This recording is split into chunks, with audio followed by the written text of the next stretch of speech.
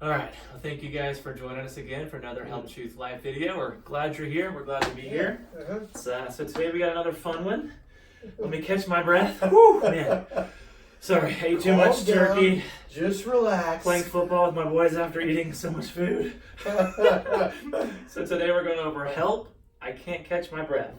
And we have 7 action steps to feel stress less.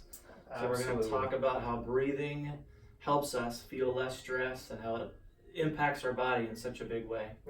Absolutely. Yeah. So you're just thinking about how breathing is under our control. Now, we do breathe involuntarily, Right. which means that we don't even have to think I'd say about most breathing. of the time, yeah, we're doing that. Right. Not even thinking about it. But what's so interesting is our mindset while we're breathing actually affects how deeply we breathe and how quickly we breathe. Yeah. The things we think can actually speed up our breathing and make our breathing more shallow and put us into episodes of fight or flight. Right. So my thought process with a lot of this is, how can we then feel stress less? What are the action steps we can do with respect to breathing and otherwise that we can actually lower our stress and increase what's called our parasympathetic nervous system tone?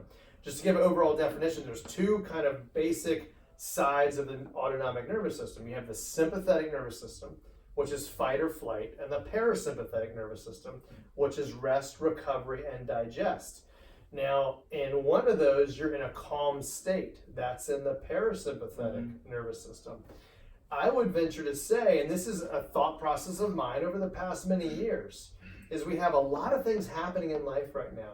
We have excess mortality increasing all over the world. Right. A lot of people are thinking it's one thing or another with respect to the virus and the mandated therapy that has been put on society. I think there's a component of the virus and a component of the mandated therapy and or preventive mandate being a part of this excess death. But I think as much of an issue with what's taking place in society is the sympathetic nervous system disbalance that is leaning towards the sympathetic fight or flight in the world that has increased and played a role in an increase in this excess death. That's my assumption. So with that, I want to empower people, regardless of where they're at with everything that's going on, to put themselves more in a parasympathetic state of rest and recovery. And that's what we're going to talk about today. We got to go feed off what you just did, a little definition. So for sympathetic breathing, it's your body's response to stress or perceived danger. Right. I like the way they worded that, perceived. Because a lot of times it's just a perception. It's what we're watching on the news, what we're being exposed to, and we're like, oh no, like I've got to worry about this. Sky's falling. Yes, the world is ending. Everybody's dying, like all these things. Because when you hear that, your breathing goes quicker you're like, and shallower, which then puts you into fight or flight. You literally put yourself into it with the physiologic response to your thoughts. And then, it results in faster, shallow breaths, while parasympathetic breathing is associated with relaxation and slower, deeper breaths. Absolutely. So when the parasympathetic system is dominant, it promotes relaxation, recovery, and restoration of the body's energy reserves. So it just shows you how vital it is to make sure we're making an effort to be in more of a parasympathetic state. And so that's why we're going to go over 7 action steps to help us feel stress less. So the first one, and it ties directly into what we were just talking about, slow, deep breathing. So we have a couple really good examples. There's one that I like to use that's called the 4-7-8 breathing technique. It's really simple. So you're basically inhaling through your nose for 4 seconds. And then you're holding that breath for 7 seconds.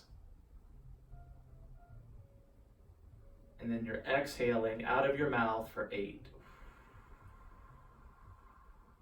I already feel calmer. Yeah, you do. Like, it's amazing how instantly you can feel a difference in your body. You feel more relaxed, calmer. You feel the breathing. Your heart rate and your breathing actually slow down and a calmness comes over you. Absolutely. How many times would you recommend doing that? I'd say whenever you are stressed or you feel like you've gotten to the point of being a little overwhelmed, certainly a dark room. Yeah. 5 to 7 minutes of time just to go in there, focus on good thoughts, good mindset. Yeah. Like, towards something edifying and or uplifting. And then putting your breathing into a gear of that 4-7-8 breathing. Yeah. Or the box breathing. Box, yeah, exactly. That's another good one. You want to explain that? So the box breathing is very similar to the 4-7-8 pattern. It's basically you breathe in over 4 seconds, you hold for 4 seconds, and then you breathe out over 4 seconds, and then hold before starting the cycle again. So most people breathe between about 12 to 16 respirations per minute. Box breathing is essentially, it'd be one breath every 16 seconds because you're holding for 4, then you're breathing in for 4, then you're holding for 4, then you're breathing out for 4. So each breath cycle would be 16 seconds. You'd be breathing 4 times a minute. Sometimes people have trouble doing that if they've been breathing quickly for a while during the day. So you may have to slow yourself down a little bit more and give yourself some grace for a few minutes as you calm down. So even do like some box breathing with 3s, like 3 seconds in, 3 seconds hold, and then work up to 4. Because as you're calming your system down, you obviously, it takes a little time to kind of get that mindset around the slower breathing, and you almost feel like you can't catch your breath. Yeah, right? Exactly, yeah. So what's interesting too, I've noticed, is as I do it, it will kind of stay with me for a while sometimes, like you can kind of put your heart rate back into that state where your breathing is more calm and you are more relaxed, and it's not like you have to do it every 5 minutes or every 10 minutes. It's like, no, it'll stay that way until the next stressor comes or something else that puts you back in that fight or flight. But just be mindful of that, I guess, and take those opportunities. Another thing, just to kind of point out that wearables, a lot of people, we talked about wearables just a little bit. Yeah. I've got a watch now that actually measures my heart rate variability and gives me a stress score. So I've noticed that during certain situations, your stress score based on heart rate variability can shift. And that a lot of times is due to what is going on in your mind. Yeah. So I think it's very interesting to take into account your day-to-day stresses and how they play a role into your heart rate variability. The definition of heart rate variability is the beat-to-beat variation in the rate. So it's actually not the rate itself, it's the difference between the beat-to-beat variation of your heartbeat. So if you have a steady heartbeat, you would have a low heart rate variability, but usually you get a more steady heart rate beat and or rhythm at high rates. As your rate goes down, oftentimes, and it slows a little bit, you won't think that you're having a beat-to-beat variation because the measurement is milliseconds. So it's imperceptible, except with a wearable device or a chest strap or like an EKG where you can measure the variability. But there is a direct correlation with this heart rate variability and the parasympathetic nervous system. So higher heart rate variability puts you into parasympathetic response. And so that's a good one. Yeah, we could go further there, but we're going to go and get moving on to number 2. So 7 action steps to feel stress less. Number 2 is diaphragmatic breathing. Ooh, big word. I love that word. It's fun. Yeah. Diaphragmatic breathing. So belly breathing is another way to put it. Yeah, you want to explain that one some more? Simple. So you got chest breathing, kind of expanding your chest. Then you got belly breathing, which is my belly comes out, diaphragm goes down. So kind of 2 different ways of breathing. What the evidence shows is belly breathing, where your diaphragm really goes down and depresses, and the belly goes out. You have more of a parasympathetic response with that. The chest breathing or breathing where you're expanding your chest more anteriorly and up is less of an effect on the parasympathetic response. So if you're trying to do these, this 4-4-4 breathing, the box breathing, or the 4-7-8 breathing, doing a belly breath is certainly more deep. Yeah, get those deep full breaths in. Absolutely. Yeah. So Number 3, for the action steps we're going to go over is exercise. How can that help us feel stress less? Totally. So exercise does, now this is where there's a little bit of nuance. Super high intensity exercise will put you into sympathetic fight or flight nervous system. Yeah. So like guys and gals that are doing CrossFit 5-6 days a week and are literally going balls to the wall 5 days a week. Yeah. They're probably in a component of sympathetic overload, which that's actually can be detrimental. Right. So you actually want some of that high intensity, Yeah. but you want also some of the moderate intensity, and you need some of the rest Right. to have the regeneration, because you want that balance. Yeah, it's finding that right balance. Yeah. You're right. So that can be a component of strength training, some cardiovascular aerobic training, but watching out that if you do go super high intensity, make sure you find times for recovery to where you're not overstimulating that fight or flight or sympathetic nervous system response. But again, finding that balance. Yeah, that's good. Yeah. All right, number 4. I like this one. Recreation. Man, You would love this one. I do love this one. Man, I love getting outdoors, and like there's something so calming and stress relieving about getting out on the water, getting in the woods. I mean, for me personally, I can like feel my stresses. Right. Shedding, you know? Now recreation, because also nature is the next one, which that's also a component of this, but they're tied together. Yeah, I mean, most of my recreation revolves around nature. So like, you're right, those are combined for me personally, but obviously, there's recreations that don't involve going out in nature. But yeah, your recreation, you're just talking about finding something to get away from your stresses and your worries, a way to have fun, a way to forget about all the troubles, the trials, and the pains and stresses of life. So certainly, right, something fun, not super competitive. Like could be mildly fun competitive, but not to the point of winning. Right. Like going out and playing a football game would not be recreation. No, but going out and unless you're not uber competitive and you can play just for fun, which it's a struggle for a lot of us. That's true. Yeah, You know? it's a good point. And many kids, and I love it that some kids can still show that beautiful degree of just fun and camaraderie, not worry about the win. But recreation is simply, I guess, enjoying an activity just for the sake of the activity. And that does stimulate that rest and recovery. Yes.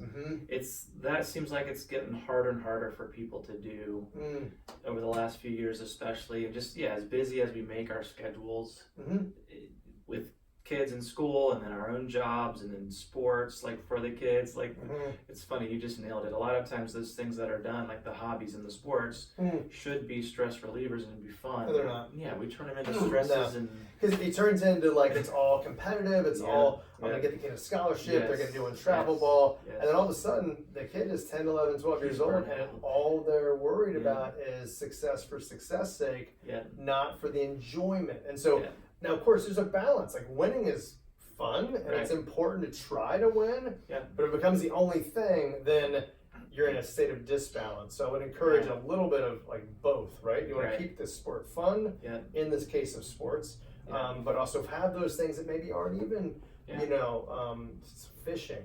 Obviously, gosh. Both of our sons caught huge bass over Thanksgiving, like independently. Man, it's so fun, and just seeing how happy that makes them, and I mean, kids are stressed a little. They have school stuff and all that, but just to see in that moment, like they're not stressed or worried about anything. They're just grinning ear to ear and like loving life, So great moments like that. Make the effort to recreate, have fun and outdoors. Encourage your kids to do that. Yeah. Right. Yes. So don't like just travel push. ball is great. We love travel ball, but make Yes. sure that they have opportunities to be just a boy or a girl, Right. And just have fun. And them doing well in school and succeeding and their SAT scores and all these things that we just push them and like we put so much stress. Wow, you're speaking to me. Let them be kids, let them enjoy this time. And there's the balance because they need, to think about those things and be mindful of them and strive to succeed. But, I think we can pressure them too much where it's like we're sucking the joy out of life, And we're teaching them to take care of themselves in the future. So if we're all teaching achievement, success, all these things, that does tend towards the sympathetic nervous system, kind of going back to the whole basis of this talk, is we get them out of disbalance or teach them to be in a state of disbalance. Right. That's something to consider. Yeah. So 5 is nature. We did kind of, go into that for sure, but that's, anytime you get a chance to step out of, if you work in an office all day or You know, if you're stuck indoors at school, whatever it is, man, if you can just take a few minutes to get outside, there's so many benefits to it that will help relieve stress. If you have time to do it in the sunlight, obviously the natural, you know, vitamin D, getting some of that. And I benefit too from, even on my lunch break, a lot of times I'll do this. I'll go down here to the sound, look over the water, eat my salad, and then I'll do some of this breathing, this deep breathing while I'm out there. Because and we can talk about this too. Like, there's something to breathing in that fresh air as well. Like, there's benefits to that too. Absolutely. Yeah. And I love that, you know, point. You do love nature. You've talked about it a lot, and I love that component of you. The other thing, part of that, which I think you're probably very good at, is when you're in nature, being present in nature, focusing on a bird or a wave or the sunset. No, I'm usually taking a picture so I can update my Instagram, you know, like and get more likes. Right, exactly. Well, it's one of those things where, hey, if we're not present in the moment, then we don't harbor the benefit of that potential response to the nature, you know. So you almost lose the benefits. Yeah, you do. Like, you're taking yourself out of that moment where you could be releasing the stress, and because of the screen and the attempt to stay connected, you're disconnected from what you really need, you know. Exactly. So, I love that. Yeah. All right, so now we're going down this, tying right into what we were just talking about. Number 6, reduce screen time or digital time. No question. Man, that's huge.